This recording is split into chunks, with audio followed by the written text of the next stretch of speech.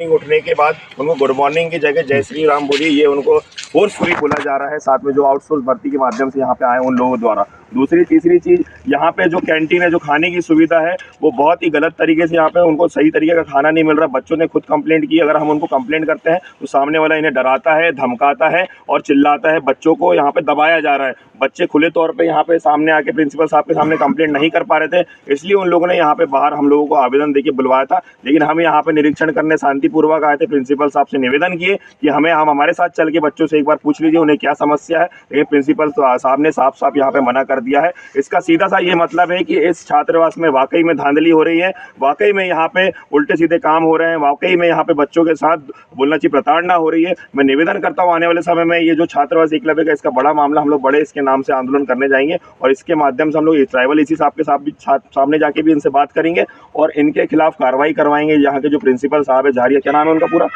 संतोष झारिया जी, ये पहले हमको बोलते हैं कि चलिए सर आप 4 लोग चलिए, हम आपको निरीक्षण करवा दे रहे हैं। उसके बाद ये हमें कोई उल्टा सीधा कुछ भी बता के एसडीएम मैडम से फ़ोन करवा के ये बोलते हैं कि आपको निरीक्षण करने का अधिकार नहीं है। भाई हम मानते हैं हमें निरीक्षण करने का अधिकार नहीं है, लेकिन आपका सेटिस्फाइड करने का परिवार वालों को आपको पूरा प्रावधान दिया गया है, आपको पूरे अधिकार दिए गए हैं। उसके बावजूद आप यहाँ पे लोगों को बाहर पहुँचा रहे हैं। अगर हमको आतंक करना पड़ता, हुड़दंग करना होता तो हम यहाँ पे चक्का जाम करते हैं, हम सीधे तोड़ के अंदर जाते हैं। अगर हमको हुड़दंग करना होता, गैर संवैधानिक तरीके से भी हम कर सकते थे निरीक्षण, लेकिन हम पहला प्रयास ये कर रहे थे कि निवेदन के माध्यम से हम सर से माफ़ी मांगे और उसके बाद यहाँ पे निरीक्षण करवाए। हमारे साथ कुमरे जी हैं, ये आपको ज़्यादा बेहतर बता पाएंगे क्योंकि यहाँ पे पदस्थ थी। उसके बावजूद यहाँ पे इनको निकाला गया क्योंकि ये गलत चीज़ों में आवाज़ उठा रही थी, इस वजह से इनको यहाँ से निकाल के बाहर फेंक दिया गया। और जो उनके कमी खामी को छुपाने वाले लोग हैं उनको यहाँ पे भर्ती करवाई। आप बताइए यहाँ की क्या क्या धांधली है इस वीडियो के माध्यम से। बच्चों से अभद्र तरीके से बात किया जा रहा है। जो आउटसोर्स कर्मी के द्वारा माया सूर्यवंशी आई हुई हैं,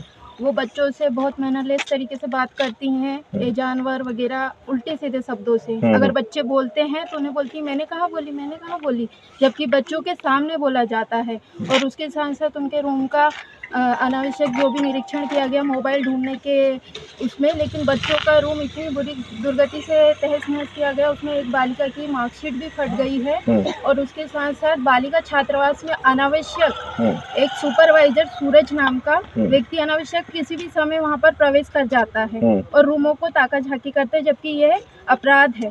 फिर भी प्राचार्य को इस संबंध में सूचना दी गई थी, लेकिन प्राचार्य ने इस संबंध में कोई कार्रवाई नहीं की है। इसका सीधा सा मतलब है कि ये उन्हीं लोगों को वहां रखते हैं जो अपने मर्जी के मालिक या अपने अनुसार काम करें, जबकि सिक्योरिटी का काम है गेट पे खड़े रहना। वहाँ पे हॉस्टल वार्डन होती है जो मेन गेट में रहती है गर्ल्स के अंदर जाने की, वहाँ किसी पुरुष को जाने की अनुमति नहीं होती, इतना हमें भी पता है। उसके बावजूद हम लोग यहाँ महिला मोर्चा को इसलिए लेके आए हैं ताकि वहाँ पे हम लोग ना जाएं, महिलाएं जाके निरीक्षण करें। इनको मना कर दिया गया है ताकि उनकी ये धांधलियाँ सामने न आए, क्योंकि हम अगर सामने चले जाते और बच्चों को थोड़ा सा दिलासा और हौसला अफजाई करते तो हमें सारी सच्चाई बता देते। और क्या मामले हैं। और उसके साथ साथ आउटसोर्स के द्वारा यहाँ के कर्मचारियों को कहा जाता है कि जिस दिन स्वीपर नहीं आएगा उस दिन आप लोगों को वॉशरूम साफ करना है। अगर वो मना करते हैं तो उन्हें कार्य से निकालने की धमकी दी जाती है, जिसके चलते 2 कर्मचारियों को यहाँ से निकाल दिया गया है। वो भी गेट कीपर था, उसे निकाल दिया गया, उसे दोबारा बुलाया गया। बुलाने के बाद एक कलेक्टर महोदय जी का जो भी विज्ञापन निकला था औचक निरीक्षण का, उसमें उन्होंने अपना कमेंट दिया कि कलेक्टर महोदय जी विद्यालय में एकलव्य आदर्श आवासीय विद्यालय पर आइए और यहाँ पर भी इसी तरीके का कार्य किया जा रहा है।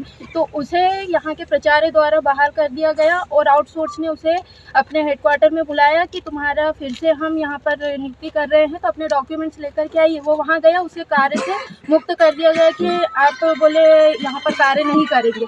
फिर उसे भी डर था कि कहीं ये हमारी बातें बाहर ना करें, तो उसे दूसरी जगह नौकरी दिलाने का प्रलोभन दे रहे हैं कि हम तुम्हें यहाँ काम दिलाएंगे, यहाँ काम दिलाएंगे।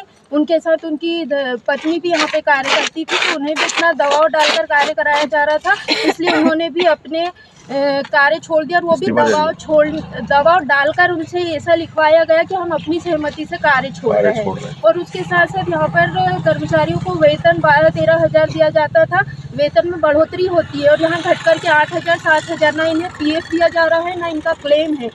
तो ये किस तरीके से ये और वो छात्रवृत्ति से इन्हें पैसा मांगा जाता है, ऐसा कुछ भी यहाँ से सुनने में आया था जी।